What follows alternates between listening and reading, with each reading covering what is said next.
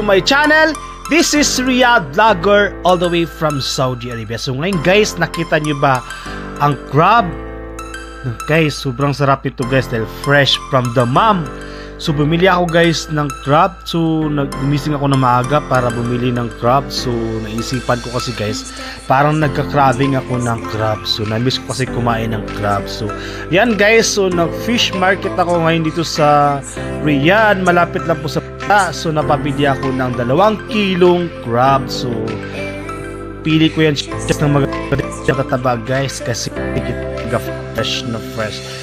At ang sarap nito kainin kasi lamig guys. So kung bumili ngayong araw to, samahan nyo ako dahil mamaya lulutuin natin to siya guys. So dito lang tayo sa fish market. So abangan nyo ako mamaya dahil magbubugas na tayo ng ating crab. So ano pang hinintay nyo? Let's go!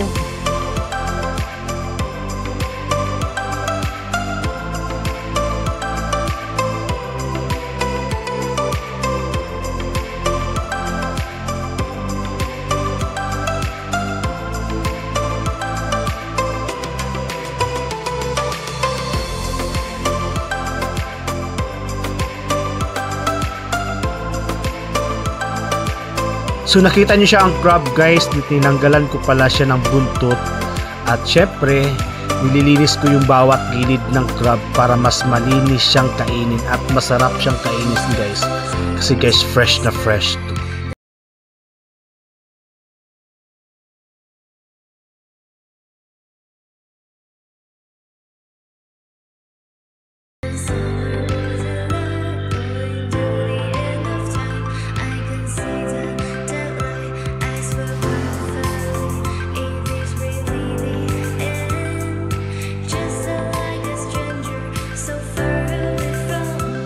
Ayan guys, sinugasan ko siya na 3 beses para malinis talaga siya tingnan.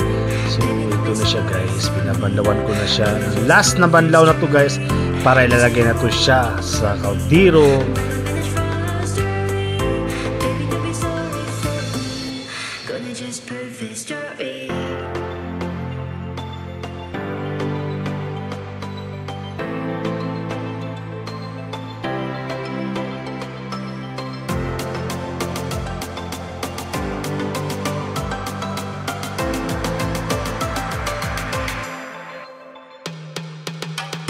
So nilagay ko na rin pala ang tanglad at mga sibuyas saka mga luya, pero nasa ilalim na po yung mga sibuyas at saka luya.